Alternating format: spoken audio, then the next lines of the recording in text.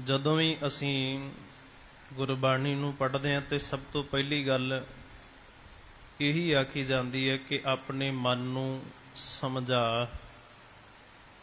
ਜੇ ਮਨ ਮੰਨ ਗਿਆ ਤੇ ਸਾਰਾ ਸਰੀਰ ਕਿਰਿਆ ਇਹ ਆਪਣੇ ਆਪ ਅਕਾਲ ਪੁਰਖ ਪਰਮਾਤਮਾ ਜੀ ਦੇ ਘਰ ਵੱਲ ਚੱਲਣ ਵਾਸਤੇ ਤਿਆਰ ਹੋ ਜਾਂਦਾ ਹੈ।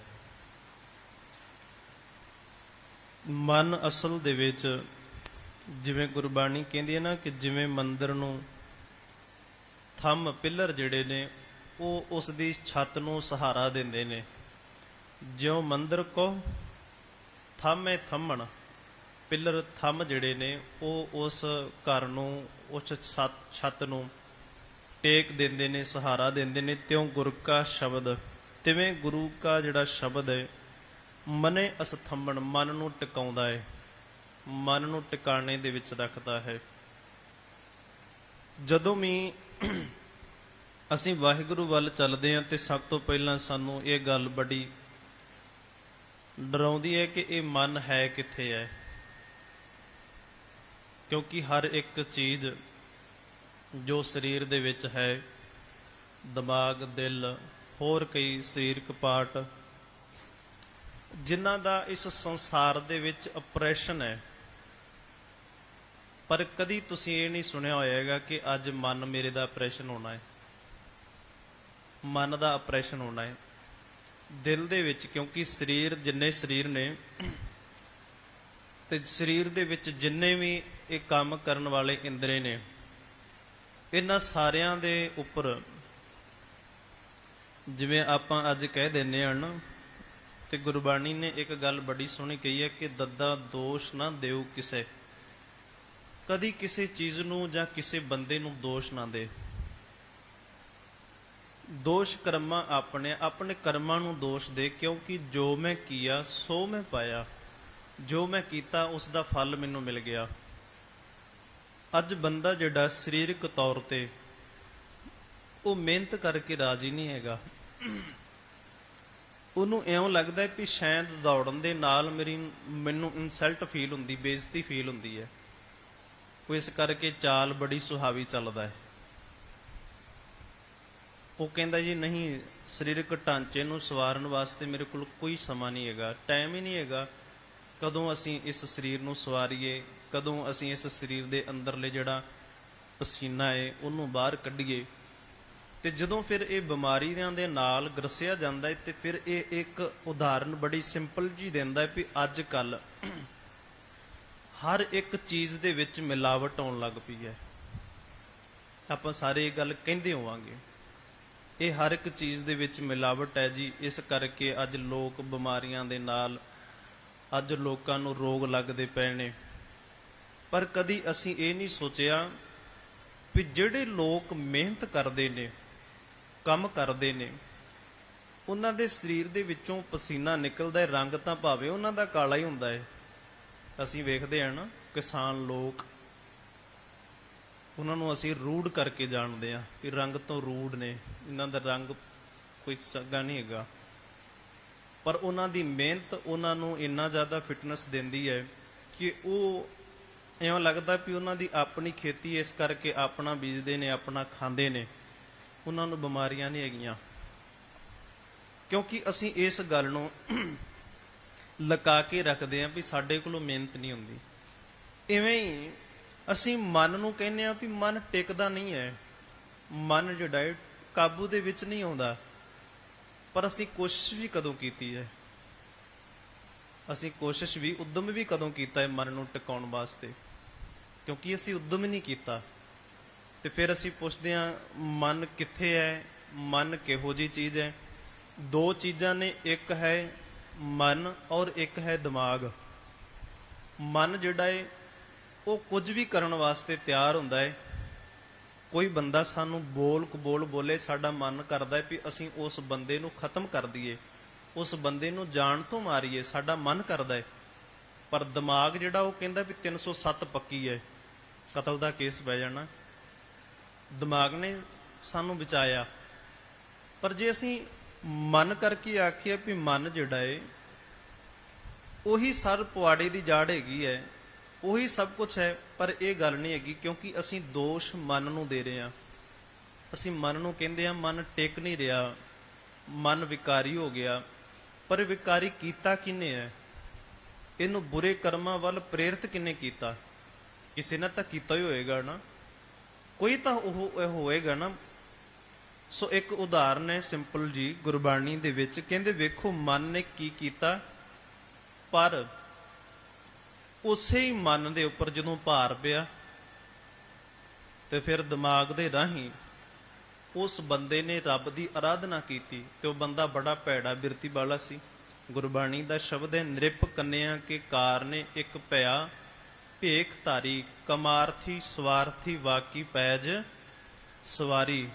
ਭਗਤ ਸਧਨਾ ਜੀ ਦਾ ਇਹ ਸ਼ਬਦ ਹੈ। ਕਿਸੇ ਰਾਜੇ ਨੇ ਆਖ ਦਿੱਤਾ ਕਿ ਮੇਰੀ ਬੱਚੀ ਦਾ ਵਿਆਹ ਕਰਨਾ ਹੈ, ਤੇ ਬੱਚੀ ਨੇ ਕਿਹਾ ਵੀ ਮੈਨੂੰ ਜਿਹਦੇ ਨਾਲ ਜਿਹੜਾ ਮੇਰਾ ਵਾਰ ਹੋਏਗਾ ਉਹ ਬਹੁਤ ਜ਼ਿਆਦਾ ਬਲੀ ਯੋਧਾ ਹੋਵੇਗਾ। ਭਾਵ ਕਿ ਜਿਹੜਾ ਇਤਿਹਾਸ ਕਹਿੰਦਾ ਹੈ, ਜੋ ਪੁਰਾਤਨ ਕਥਾਵਾਂ ਕਹਿੰਦੀਆਂ ਨੇ, ਉਹ ਕਹਿੰਦੇ ਨੇ ਵੀ ਉਸ ਨੇ ਮੰਗ ਕੀਤੀ ਕਿ ਵਿਸ਼ਨੂੰ ਹੋਵੇਗਾ ਮੇਰਾ ਘਰ ਵਾਲਾ, ਮੇਰਾ ਪਤੀ ਜਿਹੜਾ ਵਿਸ਼ਨੂੰ ਹੋਵੇਗਾ। ਨਿਰਪ ਕੰਨਿਆ ਕੇ ਕਾਰਨੇ ਇੱਕ ਭਇਆ ਭੇਖ ਧਾਰੀ। ਸੋ ਇੱਕ ਬੰਦਾ ਉਹ ਕਾਮ ਵਾਸਨਾ ਦੇ ਵਿੱਚ ਪਿਆ ਸੀ, ਉਸਨੇ ਕੀ ਕੀਤਾ, ਭੇਖ ਬਣਾ ਲਿਆ, ਜਿਹਨੂੰ ਆਪਾਂ ਬਹਰੂਪੀਆ ਕਹਿੰਦੇ ਆ। ਉਸਨੇ ਭੇਖ ਬਣਾਇਆ ਤੇ ਉਸ ਦਾ ਵਿਆਹ ਹੋ ਗਿਆ ਉਸ ਲੜਕੀ ਦੇ ਨਾਲ, ਕੰਨਿਆ ਦੇ ਨਾਲ ਉਹਦਾ ਵਿਆਹ ਕਰ ਦਿੱਤਾ ਗਿਆ। ਪਰ ਇੱਕ ਦਿਨ ਰਾਜੇ ਦੇ ਉੱਪਰ ਭੀੜ ਪਈ, ਰਾਜੇ ਦੇ ਉੱਪਰ ਫੌਜ ਚੜ ਕੇ ਆਈ, ਤੇ ਜਦੋਂ ਫੌਜ ਚੜ ਕੇ ਆਈ ਤੇ ਰਾਜਾ ਕਹਿੰਦਾ ਵੀ ਕੋਈ ਉਪਾਅ ਕਰੀਏ, ਕੋਈ ਢੰਗ ਲੱਭੀਏ। ਤੇ ਕਿਧਰੇ ਵੀ ਜਦੋਂ ਗੁਰਬਾਣੀ ਸਾਨੂੰ ਕਹਿੰਦੀ ਹੈ ਨਾ, ਜਨ ਕਬੀਰ ਕੋ ਨਿੰਦਾ ਸਾਰ, ਨਿੰਦਕ ਡੁੱਬਾ ਹਮ ਉਭਰੇ ਪਾਰ। ਕਹਿੰਦੇ ਨੇ ਕਬੀਰ ਨੂੰ ਨਿੰਦਾ ਬੜੀ ਪਿਆਰੀ ਲੱਗਦੀ, ਜਦੋਂ ਲੋਕ ਨਿੰਦਿਆ ਕਰਦੇ ਨਾ ਬੜੀ ਚੰਗੀ ਲੱਗਦੀ ਹੈ, ਕਿਉਂਕਿ ਉਹ ਮੈਨੂੰ ਬਚਾਉਂਦੀ ਹੈ। ਨਿੰਦਕ ਨਿੰਦਿਆ ਕਰਦਾ ਹੈ ਤੇ ਮੈਨੂੰ ਸੁਚੇਤ ਹੋ ਕੇ ਚੱਲਣ ਦਾ ਮੌਕਾ ਦਿੰਦਾ ਵੀ ਮੈਂ ਇਹਨੂੰ ਮੌਕਾ ਨਹੀਂ ਦੇਣਾ ਹੁਣ ਗੱਲ ਕਰਨ ਦਾ। ਇਸ ਕਰਕੇ ਉਸ ਨਿੰਦਕ ਬੰਦੇ ਨੇ ਫਿਰ ਮੈਨੂੰ ਬਚਾਇਆ, ਨਿੰਦਿਆ ਕਰਨ ਵਾਲੇ ਨੇ ਮੈਨੂੰ ਬਚਾ ਲਿਆ। ਉਹਨੇ ਮੇਰਾ ਪਾਰ ਉਤਾਰਾ ਕਰ ਦਿਆ। ਆਪ ਤਾਂ ਭਾਵੇਂ ਉਹ ਡੁੱਬ ਗਿਆ, ਪਰ ਮੇਰਾ ਉਹਨੇ ਭਲਾ ਕਰ ਦਿੱਤਾ। ਸੋ ਇਸੇ ਤਰੀਕੇ ਦੇ ਨਾਲ ਫਿਰ ਜਿਹੜੀ ਫੌਜ ਸੀ ਉਹਨਾਂ ਦੇ ਵਿੱਚੋਂ ਕਿਸੇ ਨੇ ਆਖ ਦਿੱਤਾ ਵੀ ਜਿਹਦਾ ਵਿਸ਼ਨੂੰ ਜਵਾਈ ਹੋਵੇ ਉਹਨੂੰ ਚਿੰਤਾ ਕਰਨ ਦੀ ਕੀ ਲੋੜ ਹੈ? ਉਹ ਤਾਂ ਸਾਰੀ ਸ੍ਰਿਸ਼ਟੀ ਨੂੰ ਮਾਲਕ ਹੈ, ਸਾਰੀ ਸ੍ਰਿਸ਼ਟੀ ਦਾ, ਤਾਂ ਉਹ ਕੁਝ ਵੀ ਕਰ ਸਕਦਾ ਹੈ। ਜਿਹਦਾ ਵਿਸ਼ਨੂੰ ਜਵਾਈ ਹੋਵੇ ਉਹ ਤਾਂ ਕੁਝ ਵੀ ਕਰਨ ਵਾਲਾ ਹੈ। ਤੇ ਉਹ ਰਾਜਾ ਕਹਿੰਦਾ ਵੀ ਗੱਲ ਤਾਂ ਬਿਲਕੁਲ ਠੀਕ ਹੈ। ਕਹਿੰਦੇ ਇਸੇ ਤਰੀਕੇ ਦੇ ਨਾਲ ਫਿਰ ਜਦੋਂ ਉਸ ਨੂੰ ਆਖਿਆ ਗਿਆ ਵੀ ਚੱਲ ਪਈ ਹੁਣ ਜੰਗ ਦੇ ਵਿੱਚ ਤਿਆਰੀ ਕਰ, ਉਹ ਹੁਣ ਭੇਖੀ ਸੀਗਾ, ਅਸਲੀ ਤਾਂ ਨਹੀਂ ਸੀ। ਫਿਰ ਉਹਨੇ ਰੱਬ ਦੇ ਅੱਗੇ ਅਰਦਾਸ ਕੀਤੀ। ਕਦੀ ਹੋ ਸਕਦਾ ਹੈ ਵੀ ਇਦਾਂ ਵੀ ਹੋਵੇ ਬੰਦਾ ਵਿਕਾਰੀ ਹੋਵੇ, ਜਿਵੇਂ ਆਪਾਂ ਇੱਕ ਕਹਾਵਤ ਕਹਿੰਦੇ ਆ ਬੜੇ ਸ਼ੌਂਕ ਦੇ ਨਾਲ, ਉਹ ਤਾਨੇ ਲਈ ਵਰਤੀ ਜਾਂਦੀ। ਜਦੋਂ ਆਪਾਂ ਕਿਸੇ ਨੂੰ ਤਾਨਨ ਜਾਂ ਨੀਵੇਂ ਵਿਖਾਉਣਾ ਹੋਵੇ, ਉਹ ਉਦਾਹਰਨ ਵਰਤਦੇ ਆ ਵੀ 100 ਚੂਹਾ ਖਾ ਕੇ ਬਿੱਲੀ ਹੱਜ ਨੂੰ ਗਈ।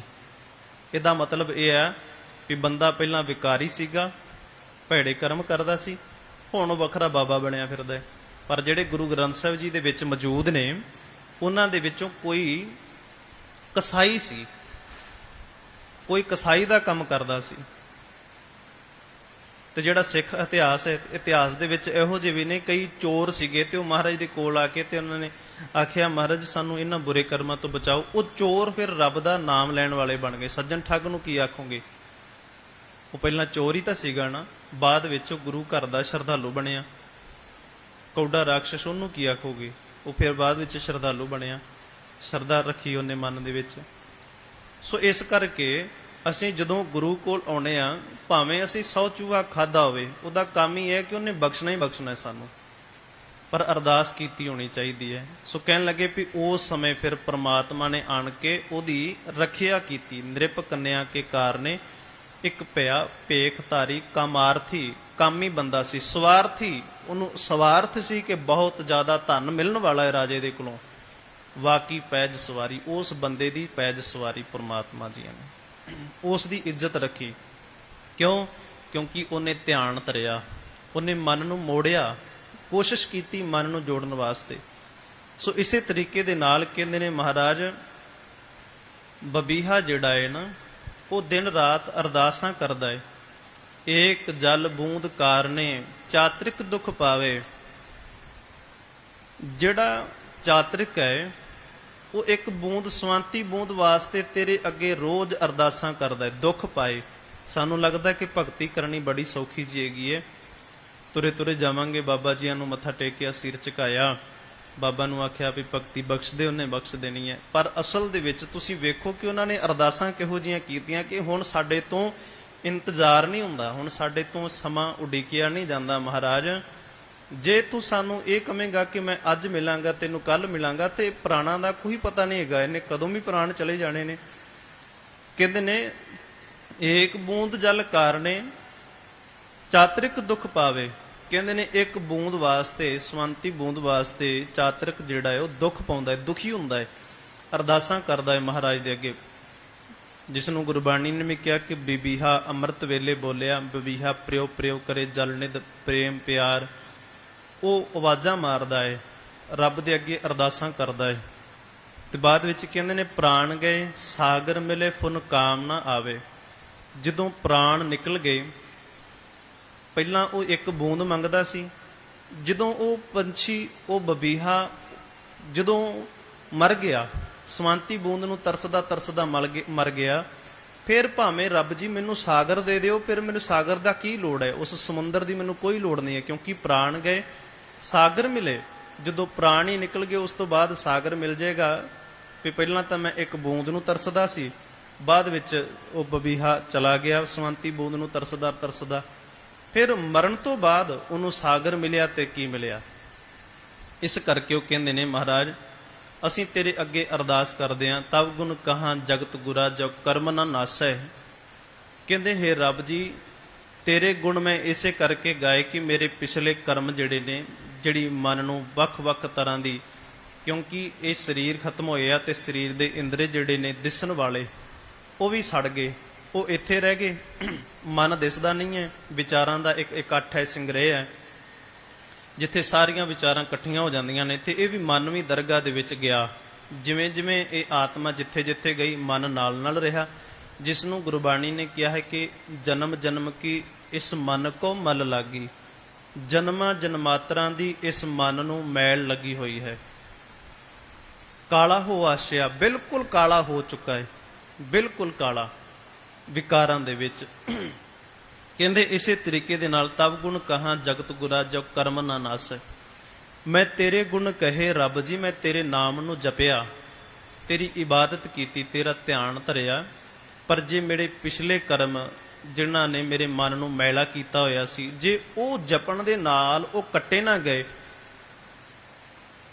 ਤੇ ਫਿਰ ਲਾਭ ਕੀ ਹੋਇਆ ਮੈਨੂੰ ਰੱਬ ਦਾ ਨਾਮ ਜਪਣ ਦਾ, ਤੇਰੇ ਨਾਮ ਨੂੰ ਜਪਣ ਦਾ ਮੈਨੂੰ ਕੀ ਲਾਭ ਹੋਇਆ। ਇਹ ਤਾਂ ਇਉਂ ਬਣ ਗਿਆ ਕਿ ਸਿੰਘ ਸ਼ਰਨ ਕਤ ਜਾਈਏ ਜੋ ਜੰਬੁਕ ਗਰਾਸੇ। ਇਹ ਤਾਂ ਐਵੇਂ ਬਣ ਗਿਆ ਕਿ ਪਏ ਤਾਂ ਸ਼ੇਰ ਦੀ ਸ਼ਰਨ ਦੇ ਵਿੱਚ ਸੀਗੇ, ਤੇ ਸ਼ੇਰ ਦੀ ਸ਼ਰਨ ਦੇ ਵਿੱਚੋਂ ਆਣ ਕੇ ਹੀ ਸਾਨੂੰ ਗਿੱਦੜ ਚੁੱਕ ਕੇ ਲੈ ਗਿਆ। ਸਿੰਘ ਸ਼ਰਨ ਕਤ ਜਾਈਏ ਜੋ ਜੰਬੁਕ ਗਰਾਸੇ। ਸ਼ੇਰ ਦੀ ਸ਼ਰਨ ਦੇ ਵਿੱਚ ਪਏ ਅਤੇ ਉੱਥੇ ਆਣ ਕੇ ਸਾਨੂੰ ਗਿੱਦੜ ਚੁੱਕ ਕੇ ਲੈ ਜਾਵੇ, ਫਿਰ ਕੋਈ ਲਾਭ ਤਾਂ ਨਾ ਹੋਇਆ। ਉਸ ਜੰਗਲ ਦੇ ਰਾਜੇ ਦਾ ਸਹਾਰਾ ਲੈਣ ਵਾਸਤੇ ਗਏ, ਪਰ ਕੋਈ ਲਾਭ ਨਾ ਹੋਇਆ। ਇਵੇਂ ਹੀ ਅਸੀਂ ਮਹਾਰਾਜ ਤੇਰੇ ਕੋਲ ਆਏ ਹਾਂ, ਹੁਣ ਤੂੰ ਸਾਡੇ ਮਨ ਨੂੰ ਸਮਝਾ, ਸਾਡੇ ਮਨ ਨੂੰ ਸੋਝੀ ਦੇ, ਸਾਡੇ ਮਨ ਨੂੰ ਵਿਕਾਰਾਂ ਵੱਲੋਂ ਰੋਕ। ਉਹਨਾਂ ਨੇ ਕੋਸ਼ਿਸ਼ ਕੀਤੀ ਪਰ ਆਪਾਂ ਕੋਸ਼ਿਸ਼ ਨਹੀਂ ਕੀਤੀ। ਫਰਕ ਪੈ ਗਿਆ ਕਿ ਜਿਵੇਂ ਬੰਦਾ ਅੱਜ ਕਹਿੰਦਾ ਜੀ ਸਰੀਰ ਬਿਮਾਰ ਤਾਂ ਹੈ, ਖਾਣ ਪੀਣ ਵਾਲੀਆਂ ਚੀਜ਼ਾਂ 'ਚ ਮਿਲਾਵਟ ਹੈ, ਮਿਲਾਵਟ ਹੋਵੇਗੀ, ਪਰ ਕਦੀ ਮਿਹਨਤ ਨਹੀਂ ਕੀਤੀ ਸਰੀਰ ਨੂੰ ਸਾਂਭਣ ਵਾਸਤੇ ਕਿ ਮੈਂ ਥੋੜਾ ਦੌੜ ਭੱਜ ਵੀ ਲਵਾਂ ਤਾਂ ਕਿ ਮੇਰਾ ਸਰੀਰ ਰਿਸ਼ਟ ਪੁਸ਼ਟ ਰਹੇ, ਚੰਗਾ ਰਹੇ, ਸਾਫ਼ ਸੁਥਰਾ ਰਹੇ। ਤੂੰ ਕੋਸ਼ਿਸ਼ ਨਹੀਂ ਕੀਤੀ, ਉੱਠਿਆ ਹੀ ਨਹੀਂ, ਉਦਮ ਹੀ ਨਹੀਂ ਕੀਤਾ, ਤੇ ਬਿਮਾਰ ਹੋ ਗਿਆ, ਦੋਸ਼ ਕੱਢ ਦਿੱਤਾ, ਮਿਲਾਵਟ ਹੈ ਜੀ। ਇਵੇਂ ਤੂੰ ਮਨ ਨੂੰ ਗੁਰੂ ਕੋਲ ਲੈ ਕੇ ਨਹੀਂ ਆਇਆ, ਮਨ ਨੂੰ ਗੁਰੂ ਕੋਲ ਲੈ ਕੇ ਨਹੀਂ ਆਇਆ। ਮਨ ਤੇਰਾ ਵੱਖ-ਵੱਖ ਭਟਕਦਾ ਰਿਹਾ ਥਾਵਾਂ ਦੇ ਉੱਪਰ, ਤੂੰ ਕੋਸ਼ਿਸ਼ ਨਹੀਂ ਕੀਤੀ ਵੀ ਮੈਂ ਮਨ ਨੂੰ ਸਵਾਰਨਾ ਹੈ। ਸੋ ਇਸੇ ਤਰੀਕੇ ਨਾਲ ਕਹਿੰਦੇ ਮਹਾਰਾਜ ਤੇਰੇ ਨਾਮ ਨੂੰ ਜਪਣ ਵਾਸਤੇ ਮੈਂ ਤੇਰੇ ਕੋਲ ਆਇਆ ਸੀ, ਤੇਰੇ ਨਾਮ ਨੂੰ ਜਪਣ ਵਾਸਤੇ। ਤੇ ਕਹਿੰਦੇ ਰੱਬ ਜੀ ਸਮਾਂ ਨਹੀਂ ਹੈਗਾ ਮੇਰੇ ਕੋਲ, ਸਮਾਂ ਨਹੀਂ ਮੇਰੇ ਕੋਲ ਹੈ, ਕੈਸੇ ਬਿਰਮਾਵੋ, ਮੈਂ ਕਿਵੇਂ ਧੀਰਜ ਕਰਾਂ, ਮੈਂ ਕਿਵੇਂ ਮੇਰਾ ਮਨ ਧੀਰਜ ਫੜੇ। ਮੈਂ ਆਖਾਂ ਵੀ ਨਹੀਂ ਕੋਈ ਨਹੀਂ ਅੱਜ ਕਰ ਲਵਾਂਗੇ ਕੱਲ ਕਰ ਲਵਾਂਗੇ, ਪਰ ਮਨ ਕਹਿੰਦਾ ਹੈ ਵੀ, ਦਿਮਾਗ ਕਹਿੰਦਾ ਵੀ ਥੋੜੇ ਸਮੇਂ ਬਾਅਦ ਤੂੰ ਚਲੇ ਹੀ ਜਾਣਾ ਹੈ, ਉਮਰ ਦਾ ਕੋਈ ਪਤਾ ਨਹੀਂ ਕਦੋਂ ਵੀ ਚਲੇ ਜਾ ਸਕਦਾ ਹੈ, ਇਸ ਕਰਕੇ ਮੇਰਾ ਮਨ ਕਿਵੇਂ ਥਿਰ ਰਵੇ, ਕਿਵੇਂ ਟਿਕ ਕੇ ਰਵੇ। ਤੇ ਭਗਤ ਸਧਨਾ ਜੀ ਕਹਿੰਦੇ ਨੇ ਰੱਬ ਜੀ ਬੂੜ ਮੁਏ ਨੌਕਾ ਮਿਲੇ ਫੁਨ ਕਾਮ ਨਾ ਆਵੇ। ਬੰਦਾ ਡੁੱਬ ਗਿਆ ਤੇ ਬਾਅਦ ਵਿੱਚ ਉਹਦੇ ਕੋਲ ਬੇੜੀ ਰੱਖੀ ਗਈ, ਨਾਓ, ਕਹਿੰਦੇ ਵੀ ਹੁਣ ਇਹਦੇ ਲਾਗੇ ਨਾਓ ਰੱਖ ਦੋ ਇਹ ਤਰ ਜਾਵੇ, ਪਰ ਉਹ ਕਹਿੰਦੇ ਡੁੱਬ ਕੇ ਮਰ ਗਿਆ। ਬੂੜ ਮਿਲੇ ਮੁਏ ਨੌਕਾ ਮਿਲੇ, ਡੁੱਬਣ ਤੋਂ ਬਾਅਦ ਫਿਰ ਮੈਨੂੰ ਬੇੜੀ ਮਿਲ ਜਾਵੇ, ਪੁਨ ਕਾਮ ਨਾ ਆਵੇ, ਉਹ ਤਾਂ ਕੰਮ ਕਿਸੇ ਨਹੀਂ ਆਈ, ਕਿਉਂਕਿ ਬੰਦਾ ਸਰੀਰ ਕਰਕੇ ਡੁੱਬ ਗਿਆ, ਡੁੱਬਣ ਤੋਂ ਬਾਅਦ ਉਹ ਸਰੀਰ ਤਿਆਗ ਗਿਆ, ਚਲਾ ਗਿਆ। ਪਰ ਹੁਣ ਉਹਦੇ ਲਾਗੇ ਲੱਖਾਂ ਦੀ ਬੇੜੀ, ਕਰੋੜਾਂ ਦੀ ਬੇੜੀ, ਜਹਾਜ਼ ਖੜੇ ਕਰ ਦਿਓ, ਉਹਨੂੰ ਕੋਈ ਸਵਾਦ ਨਹੀਂ ਆਇਆ, ਕੋਈ ਉਹਨੂੰ ਉਦਮ ਜਾਂ ਕੋਈ ਉਸ ਨੂੰ ਲਾਭ ਨਾ ਮਿਲਿਆ ਉਹਨਾਂ ਬੇੜੀਆਂ ਦਾ। ਇਸੇ ਕਰਕੇ ਮਹਾਰਾਜ ਮੈਂ ਤੇਰੇ ਕੋਲ ਆਇਆ ਹਾਂ। ਜਦੋਂ ਅਸੀਂ ਗੁਰੂ ਕੋਲ ਆਣ ਕੇ ਅਰਦਾਸ ਕਰਦੇ ਹਾਂ ਤੇ ਮਹਾਰਾਜ ਕਹਿੰਦੇ ਨੇ ਵੀ ਤੂੰ ਗੁਰੂ ਕੋਲ ਆਇਆ ਤੇ ਇੱਕ ਗੱਲ ਦਾ ਧਿਆਨ ਰੱਖੀ, ਚੇਤੇ ਰੱਖੀ, ਗੁਰੂ ਅੱਗੇ ਜਾ ਕੇ ਇੱਕ ਅਰਦਾਸ ਕਰਨੀ, ਤੇਰੇ ਤੋਂ ਬਿਨਾ ਮੇਰਾ ਕੋਈ ਹੈਗਾ ਹੀ ਨਹੀਂ ਹੈ, ਤੇਰੇ ਤੋਂ ਬਿਨਾ ਮੇਰਾ ਕੋਈ ਹੈ ਹੀ ਨਹੀਂ ਗਈ ਇਸ ਸੰਸਾਰ ਦੇ ਵਿੱਚ, ਕੋਈ ਹੈਗਾ ਨਹੀਂ ਮਹਾਰਾਜ, ਮੈਨੂੰ ਮੇਰੇ ਮਨ ਨੂੰ ਸਮਝਾ ਸਕੇ। ਤੇ ਗੁਰਬਾਣੀ ਕਹਿੰਦੀ ਹੈ ਵੀ ਫਿਰ ਜਦੋਂ ਮਨ ਸ਼ੈਤਾਨ ਕਰਦਾ ਹੈ ਨਾ, ਇੱਕ ਉਹਨਾਂ ਨੇ ਗਧੇ ਦੀ ਉਦਾਹਰਣ ਦਿੱਤੀ ਮਨ ਨੂੰ ਸਮਝਾਉਣ ਵਾਸਤੇ। ਕਹਿੰਦੇ ਵੇਖੋ ਜਦੋਂ ਗਧਾ ਜਿਹੜਾ ਏ ਉਹਦੇ ਉੱਪਰ ਭਾਰ ਨਾ ਲੱਦਿਆ ਹੋਵੇ, ਕੋਈ ਕੰਮ ਨਾ ਹੋਵੇ ਉਹਦੇ ਤੋਂ, ਉਸ ਤੋਂ ਬਾਅਦ ਉਹਨੂੰ ਬੰਨ੍ਹ ਦਿੱਤਾ ਜਾਂਦਾ ਕਿੱਲੇ ਦੇ ਨਾਲ। ਬੰਨ੍ਹ ਤੋਂ ਬਾਅਦ ਉਹਦੇ ਪਿਛਲੇ ਜਿਹੜੇ ਪੈਰ ਨੇ ਨਾ ਉਹ ਵੀ ਰੱਸੇ ਨਾਲ ਬੰਨ੍ਹ ਦਿੱਤੇ ਜਾਂਦੇ ਨੇ, ਤਾਂ ਕਿ ਉਹਦੇ ਪਿੱਛੋਂ ਕੋਈ ਲੰਘੇ ਤੇ ਉਹ ਦਲੱਤਾ ਨਾ ਮਾਰ ਸਕੇ, ਪਛਾੜੀ ਜਿਹੜੀ ਹੈ ਉਹ ਨਾ ਮਾਰ ਸਕੇ। ਇਸ ਕਰਕੇ ਕਹਿੰਦੇ ਜਦੋਂ ਉਹਦੇ ਉੱਪਰ ਭਾਰ ਲੱਦਿਆ ਜਾਂਦਾ ਹੈ, ਫਿਰ ਉਹ ਜਿਹੜੀ ਬੰਨੀ ਹੁੰਦੀ ਹੈ ਉਹਦੇ ਲੱਤਾਂ ਨੂੰ, ਰੱਸੀ ਜਿਹੜੀ ਬੰਨੀ ਹੁੰਦੀ ਉਹ ਖੋਲ ਦਿੱਤੀ ਜਾਂਦੀ ਹੈ। ਤੇ ਕਹਿੰਦੇ ਮਨ ਵੀ ਇਵੇਂ ਦਾ ਹੀ ਹੈ, ਮਨ ਜੀ ਟਿਕ ਨਹੀਂ ਰਿਹਾ, ਮਨ ਦੌੜਦਾ ਪਿਆ ਹੈ, ਅਸੀਂ ਉਹਦੇ ਤੇ ਭਾਰ ਹੀ ਨਹੀਂ ਲੱਦਿਆ ਤੇ ਦੌੜੇਗਾ ਹੀ। ਮਨ ਖੁੱਟਹਰ ਤੇਰਾ ਨਹੀਂ ਵਿਸਾਸ, ਇਹ ਮਨ ਖੋਤੇ ਤੇਰਾ ਕੋਈ ਭਰੋਸਾ ਨਹੀਂ, ਤੂੰ ਮਹਾ ਉਦਮਾਤਾ, ਕਹਿੰਦੇ ਤੂੰ ਬੜਾ ਉਛਲ ਕੁਦ ਕਰਦਾ ਹੈ, ਆਪਣੇ ਮਾਲਕ ਨੂੰ ਵੀ ਕਈ ਵਾਰੀ ਪਛਾੜੀ ਮਾਰ ਦਿੰਦਾ ਹੈ।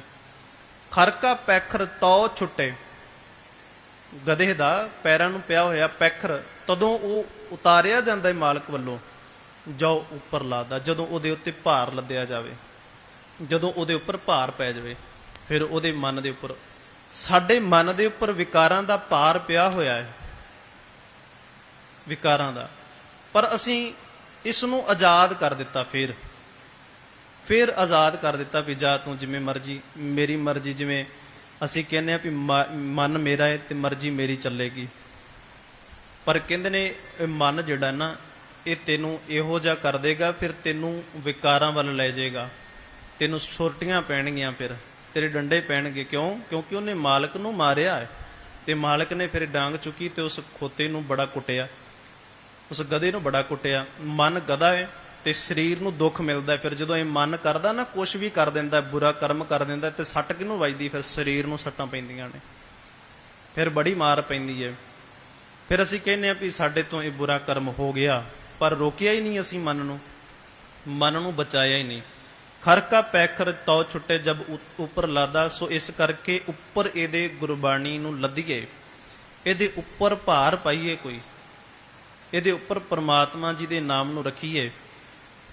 ਜੇ ਅਸੀਂ ਕਹੀਏ ਜਿਨ੍ਹਾਂ ਨੇ ਰੱਬ ਦਾ ਨਾਮ ਜਪਿਆ ਬੜੇ ਸੌਖੇ ਤਰੀਕੇ ਦੇ ਨਾਲ ਪਾਲਿਆ,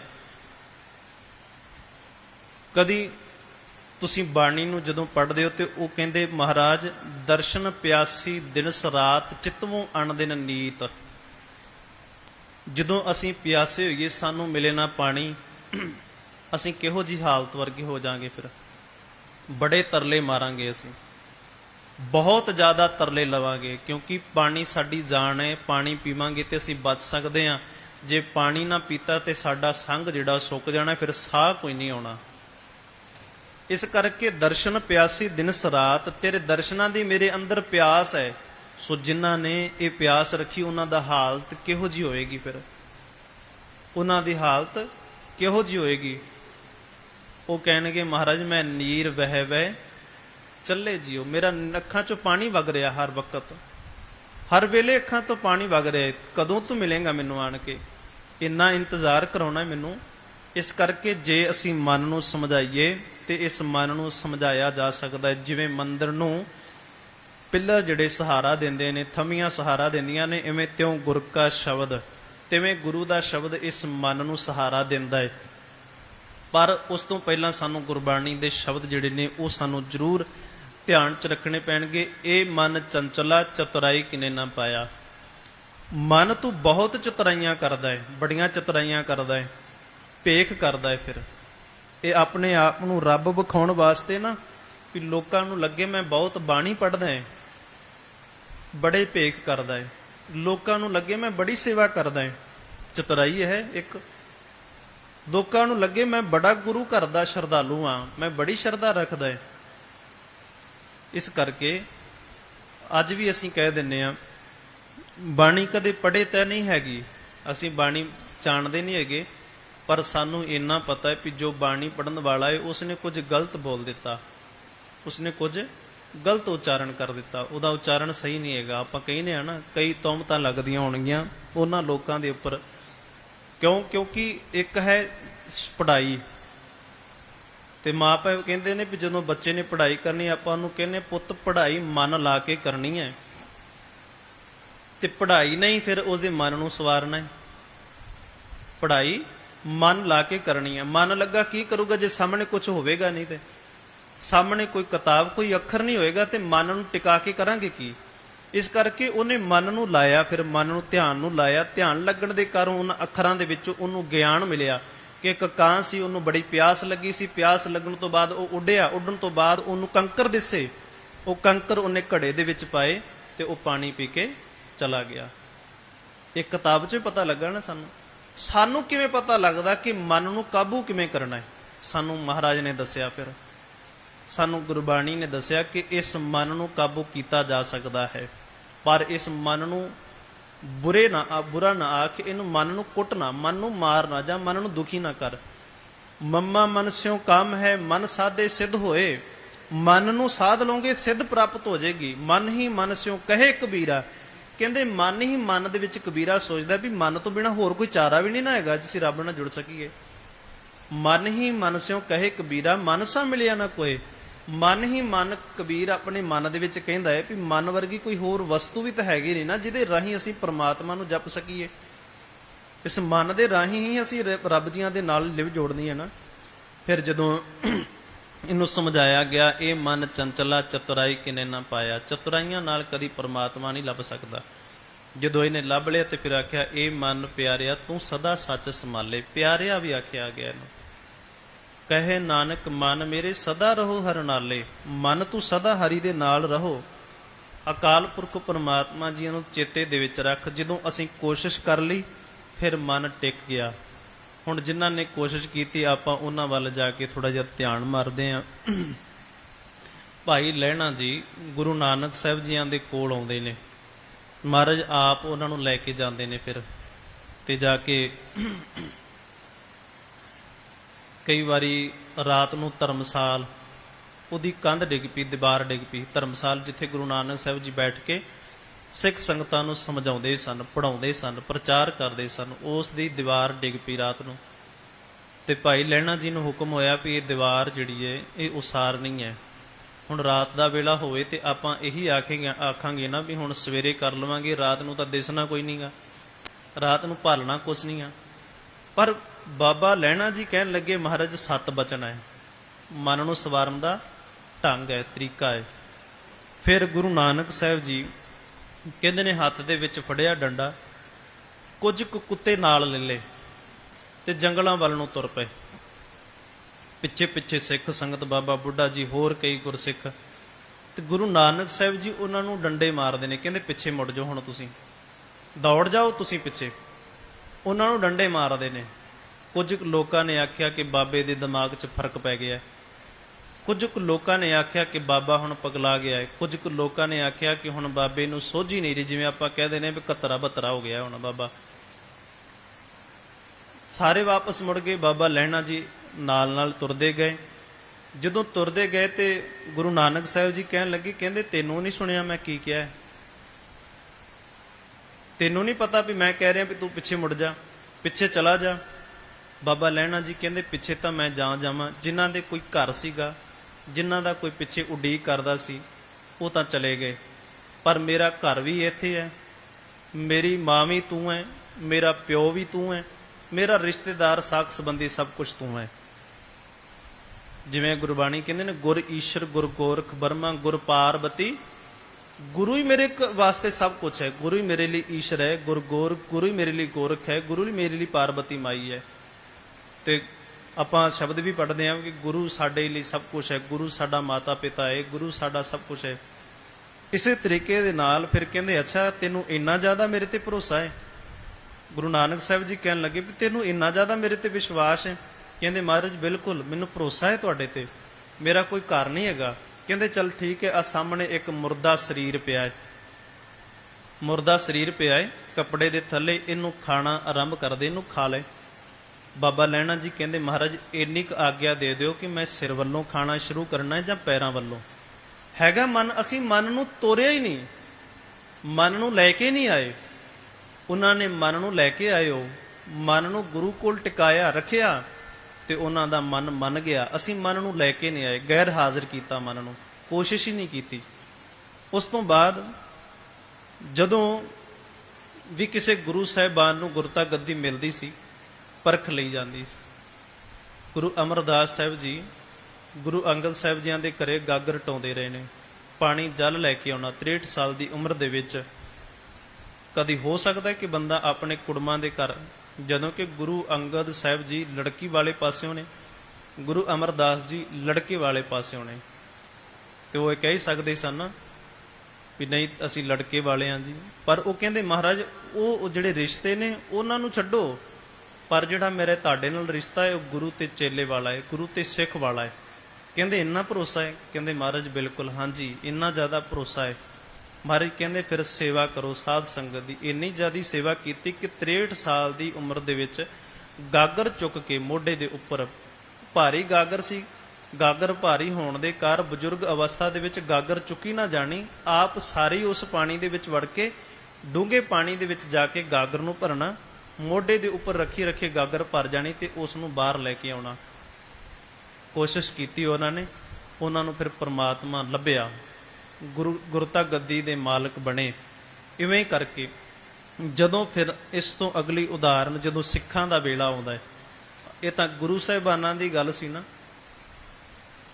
ਤੇ ਬਾਬਾ ਦੀਪ ਸਿੰਘ ਜੀ ਜਦੋਂ ਅਹਿਮਦ ਸ਼ਾਹ ਅਬਦਾਲੀ ਦੇ ਨਾਲ ਮੁਕਾਬਲਾ ਕਰਨ ਵਾਸਤੇ ਆਉਂਦੇ ਆ ਨਾ, ਅਹਿਮਦ ਸ਼ਾਹ ਅਬਦਾਲੀ ਕਹਿੰਦਾ ਮੈਂ ਦਰਬਾਰ ਸਾਹਿਬ ਦਾ ਸਰੋਵਰ ਪੂਰ ਦੇਣਾ ਹੈ। ਇੱਥੋਂ ਇਹਨਾਂ ਨੂੰ ਪਤਾ ਨਹੀਂ ਕੀ ਇਸ਼ਨਾਨ ਕਰਕੇ ਲੱਭਦਾ ਹੈ ਤੇ ਚਿੜੀਆਂ ਤੋਂ ਸ਼ੇਰ ਬਣ ਜਾਂਦੇ ਨੇ, ਫਿਰ ਬਾਜ ਬਣ ਜਾਂਦੇ ਨੇ, ਇਹਨਾਂ ਦਾ ਸਰੋਵਰ ਪੂਰ ਦੇਣਾ ਹੈ। ਜਦੋਂ ਇੰਨੀ ਗੱਲ ਸੁਣੀ ਬਾਬਾ ਦੀਪ ਸਿੰਘ ਜੀ ਨੇ, ਉਸ ਤੋਂ ਬਾਅਦ ਫਿਰ ਉਹ ਆਉਂਦਿਆਂ 5000 ਦੇ ਕਰੀਬ ਉਹਨਾਂ ਨਾਲ ਸਿੰਘ ਜੁੜਦੇ ਨੇ ਤੇ ਰਸਤੇ ਦੇ ਵਿੱਚ ਆਣ ਕੇ ਇੱਕ ਲਕੀਰ ਖਿੱਚ ਦਿੰਦੇ ਨੇ। ਕਹਿੰਦੇ ਜਿਨ੍ਹਾਂ ਨੇ ਤੇ ਹੋਣਾ ਹੈ ਸ਼ਹੀਦ, ਉਹ ਤਾਂ ਲਕੀਰ ਨੂੰ ਟੱਪ ਜਾਓ, ਜਿਨ੍ਹਾਂ ਨੇ ਉੱਥੋਂ ਭੱਜਣਾ ਹੈ ਉਹ ਵਾਪਸ ਹੁਣੇ ਮੁੜ ਜਾਓ, ਜੰਗ ਦੇ ਵਿੱਚੋਂ ਭੱਜ ਕੇ ਨਹੀਂ ਆਉਣਾ। ਤੇ ਕਹਿੰਦੇ ਇਤਿਹਾਸ ਕਹਿੰਦਾ ਉਹ ਸਾਰੇ ਹੀ ਫਿਰ ਲਕੀਰ ਨੂੰ ਟੱਪ ਗਏ ਵੀ ਅਸੀਂ ਚੱਲੇ ਹੀ ਸ਼ਹੀਦ ਹੋਣ ਵਾਸਤੇ ਆ, ਅਸੀਂ ਚੱਲੇ ਹੀ ਮਰਨ ਵਾਸਤੇ ਆ। ਮਹਾਰਾਜ ਵੀ ਸਾਨੂੰ ਇਹੀ ਗੱਲ ਕਹਿੰਦੇ ਨੇ, ਕਹਿੰਦੇ ਮੈਂ ਨਹੀਂ ਤੈਨੂੰ ਬੁਲਾ ਰਿਹਾ ਇੱਥੇ, ਰੱਬ ਦਾ ਨਾਮ ਜਪਣਾ ਤੇਰੀ ਆਪਣੀ ਮਰਜ਼ੀ ਹੈ, ਪਰ ਇੱਕ ਗੱਲ ਧਿਆਨ ਦੇ ਵਿੱਚ ਰੱਖੀ, ਜੇ ਤੈਨੂੰ ਸੱਚਮੁੱਚ ਹੀ ਮੇਰੇ ਨਾਲ ਪ੍ਰੇਮ ਹੈਗਾ ਹੈ, ਆਪਣਾ ਮਨ ਇਹਨੂੰ ਨੀਵਾਂ ਰੱਖ ਕੇ ਆਈ, ਮਨ ਉੱਚਾ ਨਾ ਰੱਖ ਕੇ ਆਈ, ਮਨ ਨੂੰ ਅਰਪਣ ਕਰ ਦੇਈਂ। ਜੇ ਅਸੀਂ ਆਖੀਏ ਕਿ ਮਨ ਨੂੰ ਦੇ ਕੇ ਅਸੀਂ ਕਿਵੇਂ ਗੁਰੂ ਨੂੰ ਪ੍ਰਾਪਤ ਕਰ ਸਕਦੇ ਹਾਂ, ਮਹਾਰਾਜ ਕਹਿੰਦੇ ਨੇ ਜੋ ਤੋ ਪ੍ਰੇਮ ਖੇਲਣ ਕਾ ਚਾਓ, ਸਿਰ ਧਰ ਤਲੀ ਗਲੀ ਮੇਰੀ ਆਓ। ਇਸ ਕਰਕੇ ਕਿਸੇ ਨੂੰ ਵੈਲਕਮ ਨਹੀਂ ਆਖਿਆ ਜਾਂਦਾ ਵੀ ਆਓ ਜੀ ਆਇਆਂ ਨੂੰ, ਤੁਸੀਂ ਗੁਰਦੁਆਰੇ ਆਏ ਹੋ। ਮਹਾਰਾਜ ਇੰਨੀ ਗੱਲ ਤਾਂ ਜ਼ਰੂਰ ਕਹਿੰਦੇ ਨੇ ਵੀ ਭਲਾ ਹੈ ਤੂੰ ਸਾਧ ਸੰਗਤ ਦੇ ਵਿੱਚ ਆਇਆ ਹੈ, ਇੱਥੇ ਬੈਠਾ ਹੈ ਤੂੰ, ਤੇਰਾ ਭਲਾ ਹੈ। ਪਰ ਇਹ ਨਾ ਸਮਝਣੀ ਕਿ ਮੈਂ ਰੱਬ ਦੇ ਉੱਪਰ ਬਹੁਤ ਵੱਡਾ ਜਾਂ ਗੁਰੂ ਉੱਪਰ ਬਹੁਤ ਵੱਡਾ ਅਹਿਸਾਨ ਕਰ ਦਿੱਤਾ। ਇਹ ਤੂੰ ਆਪਣੇ ਰੋਗਾਂ ਨੂੰ ਕੱਟਣ ਵਾਸਤੇ ਆਇਆ ਹੈ ਇੱਥੇ, ਤੇ ਤੇਰੇ ਮਨ ਨੂੰ ਜਿਹੜੇ ਰੋਗ ਲੱਗੇ ਸੀ ਨਾ, ਉਹਨਾਂ ਰੋਗਾਂ ਦੀ ਨਿਰਵਿਰਤੀ ਵਾਸਤੇ ਤੂੰ ਇੱਥੇ ਪਹੁੰਚਿਆ। ਕੀ ਕੀ ਮੰਗਣ ਵਾਸਤੇ ਇੱਥੇ ਪਹੁੰਚਿਆ ਤੂੰ, ਇਹ ਤੇਰਾ ਮਨ ਜਾਣਦਾ ਹੈ। ਜੋ ਤੋ ਪ੍ਰੇਮ ਖੇਲਣ ਕਾ ਚਾਓ, ਸਿਰ ਧਰ ਤਲੀ ਗਲੀ ਮੇਰੀ ਆਓ, ਇਤ ਮਾਰਗ ਪੈਰ ਤੇ ਜੇ ਸਿਰ ਦੀਜੇ ਕਾਣ ਨਾ। ਕਾਣ ਦਾ ਅਰਥ ਹੁੰਦਾ ਹੈ ਵੀ ਨਾ ਨੌਕਰ ਨਾ ਕਰੀ, ਵੀ ਨਹੀਂ ਅੱਜ ਜਪ ਲਾਂਗੇ, ਨਹੀਂ ਬਾਬਾ ਜੀ ਕੱਲ ਨੂੰ ਮਾਜਵਾਂਗੇ, ਫਿਰ ਨਾ ਨਹੀਂ ਚੱਲਣੀ ਉੱਥੇ। ਸਿਰ ਦੀਜੇ ਕਾਣ ਨਾ ਕੀਜੇ, ਫਿਰ ਕਾਣ ਨਹੀਂ ਰੱਖਣੀ। ਜਿੱਥੇ ਦੁਨੀ ਚੰਦ ਕਹਿੰਦਾ ਸੀ ਨਾ, ਉਹ ਭੱਜ ਗਿਆ ਜਦੋਂ ਪਹਾੜੀ ਰਾਜਿਆਂ ਨੇ ਗੁਰੂ ਗੋਬਿੰਦ ਸਿੰਘ ਸਾਹਿਬ ਸੱਚੇ ਪਾਤਸ਼ਾਹ ਜੀਆਂ ਦੇ ਵੱਲ ਕਿਲੇ ਵੱਲ ਹਾਥੀ ਭੇਜਿਆ, ਤੇ ਚਤੁਰ ਸਿੰਘ ਜਿਹੜਾ ਸੀ ਉਹ ਜਾ ਕੇ ਸੋਈਆ ਜਿਹੜਾ ਸੀ ਉਹ ਜਾ ਕੇ ਫਿਰ ਗੁਰੂ ਗੋਬਿੰਦ ਸਿੰਘ ਜੀਆਂ ਨੂੰ ਦੱਸਦਾ, ਮਹਾਰਾਜ ਮਸਤ ਹਾਥੀ ਪਹਾੜੀ ਰਾਜੇ ਛੱਡ ਰਹੇ ਨੇ ਲੋਹਗੜ੍ਹ ਦਾ ਕਿਲੇ ਨੂੰ ਗੇਟ ਨੂੰ ਤੋੜਨ ਵਾਸਤੇ। ਤੇ ਗੁਰੂ ਗੋਬਿੰਦ ਸਿੰਘ ਜੀ ਕਹਿਣ ਲੱਗੇ ਵੀ ਸਾਡੇ ਕੋਲ ਵੀ ਹਾਥੀ ਹੈਗਾ ਹੈ। ਉਹ ਰਾਸ਼ਨ ਬਹੁਤ ਖਾਂਦਾ ਸੀ, ਸਰੀਰ ਬੜਾ ਤਗੜਾ ਸੀ, ਤੇ ਉਹ ਡਰ ਗਿਆ। ਉਹ ਕਹਿੰਦਾ ਵੀ ਮੈਂ ਹਾਥੀ ਨਾਲ ਕਿਵੇਂ ਮੁਕਾਬਲਾ ਕਰ ਸਕਦਾ। ਉੱਥੋਂ ਭੱਜ ਗਿਆ, ਲੱਤ ਟੁੱਟੀ, ਮੌਤ ਹੋ ਗਈ। ਬਚਿੱਤਰ ਸਿੰਘ ਦਾ ਕੱਦ ਕਾਠ ਕੋਈ ਬਹੁਤਾ ਵੱਡਾ ਨਹੀਂ ਹੈ, ਇਤਿਹਾਸ ਕਹਿੰਦਾ ਵੀ ਕੱਦ ਇੰਨਾ ਜ਼ਿਆਦਾ ਵੱਡਾ ਨਹੀਂ ਹੈ, ਪਰ ਭਰੋਸਾ ਗੁਰੂ ਤੇ ਬਹੁਤ ਵੱਡਾ ਸੀ ਉਹਦਾ। ਥਾਪੜਾ ਗੁਰੂ ਗੋਬਿੰਦ ਸਿੰਘ ਸਾਹਿਬ ਸੱਚੇ ਪਾਤਸ਼ਾਹ ਜੀਆਂ ਨੇ ਦਿੱਤਾ, ਔਰ ਨਾਲ ਸਮਝਾਇਆ ਇਹ ਸ਼ਸਤਰ ਲੈ ਜਾ। ਔਰ ਸ਼ਸਤਰ ਜਿਹੜਾ ਹੈ, ਕਿਉਂਕਿ ਲੋਹੇ ਨੂੰ ਉਹਦੇ ਮੱਥੇ ਦੇ ਉੱਪਰ ਢਾਲ ਬੰਨੀ ਸੀ, ਹਾਥੀ ਦੇ ਮੱਥੇ ਉੱਪਰ ਢਾਲ ਜਿਹੜੀ ਵਾਰ ਨੂੰ ਰੋਕਦੀ ਹੈ। ਤੇ ਬਾਬਾ ਬਚਿੱਤਰ ਸਿੰਘ ਜੀਆਂ ਨੇ ਕੀ ਕੀਤਾ, ਘੋੜੇ ਦੀਆਂ ਰਕਾਬਾਂ ਦੇ ਵਿੱਚ ਪੈਰ ਰੱਖ ਕੇ ਤੇ ਘੋੜੇ ਨੂੰ ਉੱਪਰ ਨੂੰ ਉਛਾਲ ਦਿੱਤਾ, ਅਗਲੇ ਪੈਰ ਅੱਗੋਂ ਚੁੱਕ ਦਿੱਤੇ। ਜਦੋਂ ਉਹ ਚੁੱਕੇ ਤੇ ਇੰਨੀ ਜ਼ੋਰ ਦੀ ਨਾਗਣੀ ਵਰਛਾ ਉਸ ਹਾਥੀ ਦੇ ਸਿਰ ਦੇ ਵਿੱਚ ਮਾਰਿਆ ਕਿ ਢਾਲ ਨੂੰ ਚੀਰ ਕੇ ਹਾਥੀ ਦੇ ਮੱਥੇ ਦੇ ਵਿੱਚ ਜਾਗ ਲੱਗਾ। ਅਸੀਂ ਸਮਝ ਸਕਦੇ ਹਾਂ ਵੀ ਇੰਨੀ ਤਾਕਤ ਵੀ ਕਦੀ ਹੋ ਸਕਦੀ ਹੈ ਗੁਰੂ ਤੇ ਭਰੋਸਾ ਹੋਣ ਦੇ ਕਾਰਨ। ਮੈਂ ਤਾਣ ਦਿਵਾਣ ਤੂੰ ਹੈ ਮੇਰੇ ਸੁਆਮੀ। ਤਾਣ ਦਾ ਅਰਥ ਹੁੰਦਾ ਹੈ ਮੇਰੀ ਤਾਕਤ, ਮੇਰਾ ਮਾਣ, ਹੈ ਮੇਰੇ ਰੱਬ ਤੂੰ ਹੀ ਹੈ। ਮੈਂ ਤੁਧ ਅੱਗੇ ਅਰਦਾਸ, ਮੈਂ ਤੇਰੇ ਅੱਗੇ ਅਰਦਾਸ ਹੈ ਮੇਰੀ, ਮੈਂ ਹੋਰ ਥਾਉ ਨਹੀਂ, ਮੈਨੂੰ ਕੋਈ ਹੋਰ ਨਹੀਂ ਥਾਂ ਲੱਭਾ ਇਹੋ ਜਿਹਾ। ਜਿਸ ਪੇ ਕਰੂੰ ਬੇਨਤੀ, ਜਿਹਦੇ ਅੱਗੇ ਜਾ ਕੇ ਮੈਂ ਬੇਨਤੀ ਕਰਾਂ, ਮੇਰਾ ਦੁੱਖ ਸੁੱਖ ਤੁਝ ਹੀ ਪਾਸ। ਕਿਉਂ? ਜੇ ਮੈਂ ਕਿਸੇ ਨੂੰ ਸੁੱਖ ਦੱਸਦਾ ਤੇ ਲੋਕ ਮੈਨੂੰ ਫੁਕਰਾ ਕਹਿੰਦੇ ਨੇ, ਜੇ ਮੈਂ ਕਿਸੇ ਨੂੰ ਦੁੱਖ ਦੱਸਦਾ ਲੋਕ ਮੇਰਾ ਮਜ਼ਾਕ ਉਡਾਉਂਦੇ ਨੇ, ਪਰ ਜਦੋਂ ਮੈਂ ਤੇਰੇ ਕੋਲ ਆਣ ਕੇ ਦੁੱਖ ਸੁੱਖ ਦੱਸਦਾ ਨਾ, ਜਦੋਂ ਤੂੰ ਮੈਂ ਸੁੱਖ ਹੁਣ ਦੇਣਾ ਹੈ ਤੂੰ ਮੈਨੂੰ, ਉਦੋਂ ਤੂੰ ਮੈਨੂੰ ਇੱਕੋ ਗੱਲ ਕਹਿਣਾ ਹੈ, ਰੱਬ ਨੂੰ ਭੁਲਾਈ ਨਾ, ਚੇਤੇ ਰੱਖੀ। ਤੇ ਕਹਿੰਦੇ ਜਦੋਂ ਮੇਰੇ ਕੋਲ ਦੁੱਖ ਹੁੰਦਾ ਮੈਂ ਤੇਰੇ ਅੱਗੇ ਅਰਦਾਸ ਕਰ ਦਿੰਦਾ, ਤੇ ਫਿਰ ਕਹਿੰਦੇ ਤੂੰ ਕੀ ਕਰਦਾ ਹੈ, ਦੁੱਖ ਆਪਣੇ ਕੋਲ ਰੱਖ ਲੈਣਾ, ਸੁੱਖ ਮੈਨੂੰ ਦੇ ਦੇਣਾ। ਅਸੀਂ ਗੁਰੂ ਨੂੰ ਜਪਣਾ ਕਿਉਂ ਹੈ? ਕਿਉਂਕਿ ਉਹ ਦੁੱਖ ਆਪਦੇ ਕੋਲ ਰੱਖ ਲੈਂਦਾ ਹੈ। ਅਸੀਂ ਕਹਿ ਸਕਦੇ ਹਾਂ ਵੀ ਅੱਜ ਸੰਸਾਰ ਦੇ ਵਿੱਚ ਬਹੁਤ ਮਹਾਨ ਗੁਰੂ ਹੋਣਗੇ, ਆਪਣੇ ਆਪ ਨੂੰ ਗੁਰੂ ਅਖਵਾਉਂਦੇ ਹੋਣਗੇ, ਆਪਣੇ ਆਪ ਨੂੰ ਆਖਦੇ ਹੋਣਗੇ ਅਸੀਂ ਰੱਬ ਦਾ ਰੂਪ ਹਾਂ, ਪਰ ਕਦੀ ਇਹੋ ਜਿਹਾ ਕੋਈ ਹੋਇਆ ਨਹੀਂ ਜਿਹੜਾ ਆਖੇ ਦੁੱਖ ਇੱਥੇ ਛੱਡ ਜਾ ਤੇ ਸੁੱਖ ਤੂੰ ਲੈ ਜਾ। ਦੁੱਖ ਪਰ ਹਰ ਸੁੱਖ ਘਰ ਲੈ ਜਾਏ। ਫਿਰ ਮਹਾਰਾਜ ਕਹਿੰਦੇ ਜਦੋਂ ਮਨ ਨੂੰ ਪਤਾ ਲੱਗੇ ਵੀ ਮਨਾ ਹੁਣ ਤਾਂ ਰੱਬ ਦੇ ਨਾਮ ਤੋਂ ਬਿਨਾਂ ਗੁਜ਼ਾਰਾ ਨਹੀਂ, ਫਿਰ ਕਹਿੰਦੇ ਨੇ ਹਰ ਨਾਮ ਪਿਤਾ ਹਰ ਨਾਮੋ ਮਾਤਾ। ਰੱਬ ਦਾ ਨਾਮ ਹੀ ਸਾਡੀ ਮਾਂ ਹੈ, ਰੱਬ ਦਾ ਨਾਮ ਹੀ ਸਾਡਾ ਪਿਤਾ ਹੈ। ਇਸੇ ਤਰੀਕੇ ਦੇ ਨਾਲ ਕਹਿੰਦੇ ਮਨ ਨੂੰ ਸਮਝਾਇਆ ਜਾ ਸਕਦਾ ਹੈ, ਮਨ ਨੂੰ ਟਿਕਾਇਆ ਜਾ ਸਕਦਾ ਹੈ। ਤੇ ਕਹਿੰਦੇ ਜਿਉਂ ਪਾ ਖਾਣ ਨਾਵ ਚੜਤ ਰਹੇ, ਜਿਵੇਂ ਪੱਥਰ ਬੇੜੀ ਦੇ ਵਿੱਚ ਚੜ ਕੇ ਪੱਥਰ ਨੂੰ ਸਿੱਧਾ ਸੁੱਟਿਆ ਜਾਵੇ ਤਾਂ ਡੁੱਬ ਜਾਏਗਾ, ਪਰ ਜੇ ਕਹਿੰਦੇ ਨੇ ਇਸੇ ਤਰੀਕੇ ਦੇ ਨਾਲ ਉਹਨੂੰ ਬੇੜੀ ਨੂੰ ਵਿੱਚ ਰੱਖ ਕੇ ਪੱਥਰ ਨੂੰ ਉਤਰਾਇਆ ਜਾਵੇ ਤਾਂ ਪੱਥਰ ਤਰ ਜਾਂਦਾ ਹੈ। ਇਵੇਂ ਹੀ ਅਸੀਂ ਮਨ ਨੂੰ ਆਖਾਂਗੇ ਵੀ ਮਨ ਨੂੰ ਬਾਰ-ਬਾਰ ਕਹਿੰਦੇ ਨਾ, ਮਨ ਨੂੰ ਅਸੀਂ ਇੰਨਾ ਕੁ ਜ਼ਿਆਦਾ ਪੱਕਿਆਂ ਕਰ ਲੈਣਾ ਕਿ ਹੁਣ ਮਨ ਨੂੰ ਟਿਕਾ ਹੀ ਲੈਣਾ ਹੈ। ਪਰ ਮਹਾਰਾਜ ਕਹਿੰਦੇ ਨੇ ਇਸ ਮਨ ਨੂੰ ਜਿੱਦ ਨਾਲ ਨਾ ਪਕਾਈ, ਜਿੱਦ ਨਾ ਕਰੀ ਵੀ ਇਸ ਮਨ ਨੂੰ ਚੋਟਾਂ ਪਹੁੰਚਾਉਣੀਆਂ ਨੇ, ਮਨ ਨੂੰ ਠੋਕਰਾਂ ਮਾਰਨੀਆਂ ਨੇ। ਮਨ ਹੱਠ ਕਿਨੇ ਨਾ ਪਾਇਓ ਸਭ ਥੱਕੇ ਕਰਮ ਕਮਾਏ। ਕਹਿੰਦੇ ਨੇ ਮਨ ਦੇ ਹੱਠ ਨਾਲ ਕਦੀ ਕਿਸੇ ਨੇ ਰੱਬ ਨੂੰ ਲੱਭਿਆ ਨਹੀਂ, ਸਾਰੇ ਲੋਕ ਕਰਮ ਕਰਕੇ ਥੱਕ ਗਏ, ਹਾਰ ਗਏ। ਮਨ ਹੱਠ ਕਿਨੇ ਨਾ ਪਾਇਓ ਸਭ ਥੱਕੇ ਕਰਮ ਕਮਾਏ। ਕਦੀ ਕਿਸੇ ਨੇ ਮਨ ਨੂੰ ਹੱਠ ਦੇ ਨਾਲ ਨਹੀਂ ਲੱਭਾ, ਪ੍ਰੇਮ ਨਾਲ ਲੱਭਾ ਹੈ। ਪ੍ਰੇਮ ਨਾਲ ਮਨ ਦੇ ਰਾਮ ਲਿਆ ਹੈ, ਮੋਲ ਕੰਚਨ ਸਿਉ ਪਾਈਏ ਨਹੀਂ ਤੋਲ। ਰੱਬ ਜੀਆਂ ਨੂੰ ਸੋਨੇ ਨਾਲ ਚਾਂਦੀ ਨਾਲ ਨਹੀਂ ਖਰੀਦਿਆ ਜਾ ਸਕਦਾ, ਮਨ ਦੇ ਰਾਮ ਲਿਆ ਹੈ ਮੋਲ। ਮਨ ਗੁਰੂ ਨੂੰ ਅਰਪਣ ਕਰ ਦਿੱਤਾ ਤੇ ਕਹਿੰਦੇ ਰੱਬ ਦਾ ਨਾਮ ਮੇਰੇ ਕੋਲ ਆ ਗਿਆ, ਮਨ ਦੇ ਰਾਮ ਲਿਆ ਹੈ ਮੋਲ। ਕਹਿੰਦੇ ਪ੍ਰਾਣੀ ਗੁਰ ਚਰਨ ਲਗਤ ਨਿਸਤਰੇ। ਐਵੇਂ ਬੰਦਿਆ ਤੂੰ ਗੁਰੂ ਦੇ ਚਰਨਾਂ ਦੇ ਨਾਲ ਜੁੜ ਜਾਏਗਾ ਤੇ ਤੇਰਾ ਪਾਰ ਉਤਾਰਾ ਹੋ ਜਾਏਗਾ, ਤੇਰਾ ਜੀਵਨ ਬਦਲ ਜਾਏਗਾ। ਜਿਉਂ ਅੰਧਕਾਰ ਦੀਪਕ ਪ੍ਰਗਾਸ, ਜਿਵੇਂ ਹਨੇਰੇ ਦੇ ਵਿੱਚ ਦੀਵੇ ਦਾ ਪ੍ਰਕਾਸ਼ ਹੋਵੇ ਤੇ ਉਹ ਸਾਨੂੰ ਚਾਨਣ ਦਿੰਦਾ ਹੈ, ਉਹ ਸਾਨੂੰ ਸੂਝਤਾ ਬਖਸ਼ਦਾ ਹੈ। ਫਿਰ ਸੁਚੇਤ ਹੋ ਕੇ ਚੱਲਦੇ ਹਾਂ। ਪਰ ਗੁਰਬਾਣੀ ਨੇ ਵੀ ਗੱਲ ਕਹੀ ਹੈ ਵੀ ਕਈ ਵਾਰੀ ਬੰਦਾ ਨਾ ਧਾਰਮਿਕ ਕਰਮ ਕਰਕੇ, ਲਿਬਾਸ ਕਰਕੇ ਵੀ ਬੁਰੇ ਕਰਮ ਕਰਨ ਲੱਗ ਪੈਂਦਾ ਤੇ ਉਹਨਾਂ ਦੀ ਉਦਾਹਰਣ ਹੈ ਕਿ ਕਾਹੇ ਕੀ ਕੁਸਲਾਤ ਆਦ ਦੀਪਕ ਕੋਹੇ ਪਰੇ। ਕਹਿੰਦੇ ਨੇ ਕਿਹੜੀ ਗੱਲ ਦਾ ਇਹਨੂੰ ਕਿਸ ਗੱਲ ਤੋਂ ਸਮਝਾਇਆ ਜਾਵੇ। ਹੱਥ ਦੇ ਵਿੱਚ ਦੀਵਾ ਹੈ ਤੇ ਖੂਹ ਦੇ ਵਿੱਚ ਡਿੱਗਦਾ ਹੈ, ਖੂਹ ਦੇ ਵਿੱਚ ਡਿੱਗ ਰਿਹਾ ਹੈ। ਜੇ ਸਾਡੇ ਕੋਲ ਗੁਰੂ ਹੈਗਾ ਤੇ ਬਾਣੀ ਹੈਗੀ ਹੈ ਤੇ ਫਿਰ ਵੀ ਅਸੀਂ ਬੁਰੇ ਕਰਮ ਕਰਦੇ ਹਾਂ, ਫਿਰ ਵੀ ਅਸੀਂ ਆਖੀ ਮਨ ਜੁੜ ਨਹੀਂ ਰਿਹਾ। ਇਹਦੀ ਸਿੱਧੀ ਜੀ ਉਦਾਹਰਨ ਹੈ ਜੀ ਸਾਡੇ ਕੋਲ ਗੁਰੂ ਹੈ ਨਹੀਂ। ਕਿਉਂ? ਜੇ 100 ਚੰਦਾ ਉਗਵੇ ਸੂਰਜ ਚੜੇ 1000, ਇਤੇ ਚਾਨਣ ਹੁੰਦੇ ਆ। ਹਜ਼ਾਰਾਂ ਸੂਰਜ ਚੜ ਜਾਣ, ਚੰਦੇ 100 ਉਗ ਜਾਣ, ਪਰ ਕਹਿੰਦੇ ਨੇ ਗੁਰਬਿਨ ਘੋਰ ਅੰਧਾਰ। ਗੁਰੂ ਤੋਂ ਬਿਨਾਂ ਧਾਰਮਿਕ ਦੁਨੀਆ ਦੇ ਵਿੱਚ ਘੁੱਪ ਹਨੇਰਾ ਹੈ। ਅਸੀਂ ਗੁਰੂ ਕੋਲ ਆਏ ਨਹੀਂ। ਗੁਰੂ ਕੋਲ ਆ ਕੇ ਜਿਨ੍ਹਾਂ ਨੇ ਆ ਕੇ ਨਾਮ ਜਪਿਆ ਉਹਨਾਂ ਨੇ ਕਹਿ ਦਿੱਤਾ, ਮਹਾਰਾਜ ਬਲਿਹਾਰੀ ਗੁਰੇ ਆਪਣੇ ਦਿਹਾੜੀ ਸਦਵਾਰ, ਜਿਨ ਮਾਨਸ ਤੇ ਦੇਵਤੇ ਕੀਏ ਕਰਤ ਨ ਲਾਗੀ ਵਾਰ। ਇੱਕ ਪਾਸੇ ਸਾਨੂੰ ਕਹਿੰਦੀ ਗੁਰਬਾਣੀ ਕਿ ਬੰਦਿਆਂ ਤੇਰੀ ਬਿਰਤੀ ਜਿਹੜੀ ਇਹਨੂੰ ਪਸ਼ੂਆਂ ਵਾਲੀ ਹੈ, ਸਰੀਰ ਤਾਂ ਭਾਵੇਂ ਤੇਰਾ ਬੰਦਿਆਂ ਵਾਲਾ ਹੈ, ਵੀ ਤੂੰ ਬੰਦਾ ਬਣ ਜਾ। ਪਰ ਜਿਹੜੇ ਬੰਦੇ ਨੇ ਉਹ ਬੰਦਿਆਂ ਨੂੰ ਦੇਵਤੇ ਵੀ ਬਣਾਉਂਦਾ ਹੈ ਗੁਰੂ, ਕਿਉਂਕਿ ਅਜੇ ਅਸੀਂ ਸਸ ਤਰੀਕੇ ਨਾਲ ਬੰਦੇ ਹੀ ਨਹੀਂ ਬਣ ਸਕੇ। ਕਰਤੂਤ ਪਸ਼ੂ ਕੀ ਮਾਨਸ ਜਾਤ, ਕਰਤੂਤ ਸਾਡੀ ਪਸ਼ੂਆਂ ਵਾਲੀ ਹੈ, ਭੈੜੇ ਕਰਮ ਪਸ਼ੂਆਂ ਵਰਗੇ ਨੇ, ਪਰ ਹੈ ਅਸੀਂ ਮਨੁੱਖਾ ਸਰੀਰ ਦੇ ਵਿੱਚ। ਜਿਨ੍ਹਾਂ ਨੇ ਰੱਬ ਦਾ ਨਾਮ ਜਪ ਲਿਆ ਉਹਨਾਂ ਨੇ ਕਹਿ ਦਿੱਤਾ, ਜਿਨ ਮਾਨਸ ਤੇ ਦੇਵਤੇ ਕੀਏ। ਜਿਸ ਪ੍ਰਮਾਤਮਾ ਨੇ ਸਾਨੂੰ ਮਨੁੱਖਾ ਤੋਂ ਦੇਵਤੇ ਬਣਾ ਦਿੱਤਾ। ਅਸੀਂ ਕਿਸੇ ਦਾ ਭਲਾ ਕਰ ਦਈਏ, ਪਰ ਉਪਕਾਰ ਕਰ ਦਈਏ, ਦੂਜੇ ਦੀ ਹੈਲਪ ਕਰ ਦਈਏ, ਤੇ ਇਹ ਦੇਵਤਿਆਂ ਵਾਲੇ ਕਰਮ ਨੇ। ਤੇ ਜਿਨ੍ਹਾਂ ਨੇ ਪ੍ਰਮਾਤਮਾ ਨੇ ਸਾਨੂੰ ਮਨੁੱਖਾ ਤੋਂ ਦੇਵਤੇ ਕਰ ਦਿੱਤਾ, ਕਰਤ ਨਾ ਲਾਗੀ ਵਾਰ। ਉਹਦੇ ਲਈ ਕੋਈ ਬਹੁਤਾ ਸਮਾਂ ਨਹੀਂ ਲਾਉਂਦਾ ਗੁਰੂ, ਉਹਦੇ ਲਈ ਕੋਈ ਬਹੁਤਾ ਔਖਾ ਕੰਮ ਨਹੀਂ ਹੈਗਾ। ਸਾਡਾ ਮਨ ਅਰਪਣ ਕਰਨ ਦੀ ਲੋੜ ਹੈ, ਉਹਨੇ ਮਨ ਨੂੰ ਸਮਝਾ ਦੇਣਾ ਹੈ। ਤੇ ਸਤਿਗੁਰੂ ਜੀ ਕਹਿੰਦੇ ਨੇ ਇਵੇਂ ਤਰੀਕੇ ਨਾਲ ਗੁਰਦਰਸ਼ਨ ਦੇਖ ਮਨ ਹੋਏ ਵਿਗਾਸ। ਜਿਵੇਂ ਅੰਧੇਰੇ ਦੇ ਵਿੱਚ ਦੀਪਕ ਪ੍ਰਕਾਸ਼ ਕਰਦਾ ਹੈ, ਦੀਵਾ ਪ੍ਰਕਾਸ਼ ਕਰਦਾ ਹੈ, ਸਾਨੂੰ ਰਸਤਾ ਲੱਭ ਜੇ ਅਸੀਂ ਖੁਸ਼ ਹੁੰਦੇ ਹਾਂ। ਇਵੇਂ ਹੀ ਕਹਿੰਦੇ ਨੇ ਗੁਰੂ ਦਾ ਦਰਸ਼ਨ ਦੇਖ ਕੇ ਮਨ ਦੇ ਵਿੱਚ ਬੜੀ ਖੁਸ਼ੀ ਹੁੰਦੀ ਹੈ ਕਿ ਅੱਜ ਮੈਨੂੰ ਗੁਰੂ ਦਾ ਦਰਸ਼ਨ ਮਿਲਿਆ।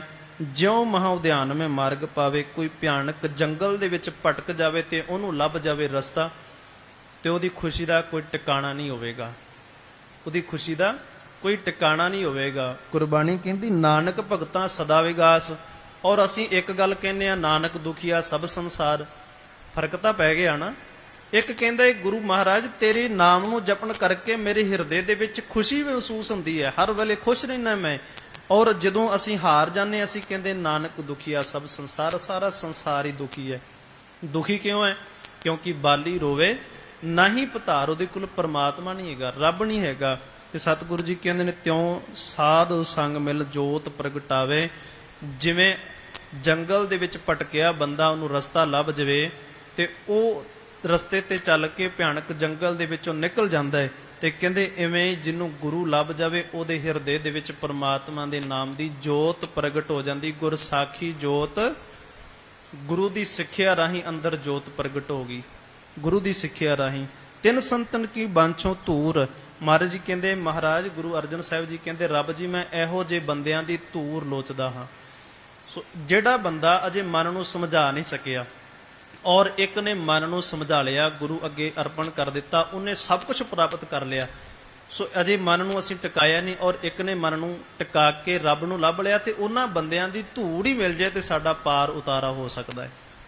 ਹੋ ਸਕਦਾ ਹੈ ਨਾ ਕਿ ਤਿੰਨ ਸੰਤਨ ਕੀ ਬਾਂਛੋਂ ਧੂਰ, ਨਾਨਕ ਕੀ ਹਰ ਲੋਚਾ ਪੂਰ। ਗੁਰੂ ਅਰਜਨ ਸਾਹਿਬ ਜੀ ਕਹਿੰਦੇ ਨੇ, ਮਹਾਰਾਜ ਕਿਰਪਾ ਕਰ, ਜਿਵੇਂ ਇਹਨਾਂ ਹਨੇਰੇ ਦੇ ਵਿੱਚ ਰੋਸ਼ਨੀ ਵਿਖਾਉਣ ਵਾਲੇ ਨੂੰ ਰਸਤਾ ਵਿਖਾਇਆ, ਜਿਵੇਂ ਮੰਦਰ ਨੂੰ ਥੰਮਾ ਨੇ ਸਹਾਰਾ ਦਿੱਤਾ, ਮਨ ਨੂੰ ਗੁਰੂ ਨੇ ਟਿਕਾਇਆ, ਮੇਰੇ ਉੱਪਰ ਵੀ ਕਿਰਪਾ ਕਰਕੇ ਮੈਨੂੰ ਵੀ ਇਸ ਭਿਆਨਕ ਜੰਗਲ ਦੇ ਵਿੱਚੋਂ, ਕਿਉਂ ਗੁਰਬਾਣੀ ਕਹਿੰਦੀ ਤਿਤ ਸਰਵਰ ਲੈ ਭਈ ਲੈ ਨਿਵਾਸਾ। ਸਾਡਾ ਬਹੁਤ ਭਿਆਨਕ ਸਰਵਰ ਦੇ ਵਿੱਚ ਨਿਵਾਸ ਹੈ। ਪਾਣੀ ਪਾਵਕ, ਤੇ ਕਹਿੰਦੇ ਨੇ ਮੋਹ ਦਾ ਚਿੱਕੜ, ਪਾਣੀ ਪਾਵਕ ਤਿਨਹਿ ਕੀਆ ਪੰਕਜ ਮੋਹ। ਪੰਕਜ ਮੋਹ ਦਾ ਚਿੱਕੜ, ਪੱਗ ਨਹੀਂ ਚੱਲੇ, ਪੈਰ ਨਹੀਂ ਚੱਲਦੇ, ਹਮ ਦੇਖਾਂ ਤਾਂ ਡੂਬ ਆਲੇ। ਗੁਰੂ ਨਾਨਕ ਸਾਹਿਬ ਜੀ ਕਹਿੰਦੇ ਮੈਂ ਆਪਣੀਆਂ ਅੱਖਾਂ ਨਾਲ ਵੇਖਿਆ ਲੋਕ ਡੁੱਬ ਗਏ, ਇਸ ਸੰਸਾਰ ਦੇ ਵਿੱਚੋਂ ਹਾਰ ਕੇ ਚਲੇ ਗਏ। ਗੁਰੂ ਸਾਹਿਬ ਜੀ ਸਾਡੇ ਜੀਵਾਂ ਦੇ ਉੱਪਰ ਕਿਰਪਾ ਕਰਨ, ਸਾਡੀ ਵੀ ਅਰਦਾਸ ਸੁਣ। ਆਪਾਂ ਵੀ ਉਹ ਭਗਤ ਸਧਨਾ ਜੀ ਵਾਂਗੂ ਅਰਦਾਸ ਕਰੀਏ, ਸਤਿਗੁਰੂ ਜੀਓ ਬੂੜ ਮਿਲੇ ਨੌਕਾ ਮਿਲੇ, ਬੂੜ ਮੁਏ ਨੌਕਾ ਮਿਲੇ। ਜੇ ਅਸੀਂ ਡੁੱਬ ਗਏ ਉਸ ਤੋਂ ਬਾਅਦ ਤੇਰਾ ਨਾਮ ਪ੍ਰਾਪਤ ਕੀਤਾ ਤੇ ਕੋਈ ਫਾਇਦਾ ਨਹੀਂ ਹੈ, ਪੁੰਨ ਕਾਮ ਨਾ ਆਵੇ। ਇਸ ਕਰਕੇ ਹੁਣ ਤੂੰ ਸਾਨੂੰ ਨਾਮ ਦੇ ਤਾਂ ਕਿ ਅਸੀਂ ਤੇਰੇ ਨਾਮ ਨੂੰ ਜਪ ਕੇ ਇਸ ਮਨ ਨੂੰ ਸਵਾਰ ਸਕੀਏ। ਪਿਆਰ ਸਤਿਕਾਰ ਨਾਲ ਆਖੋ ਜੀ ਵਾਹਿਗੁਰੂ ਜੀ ਕਾ ਖਾਲਸਾ ਵਾਹਿਗੁਰੂ ਜੀ ਕੀ ਫਤਿਹ।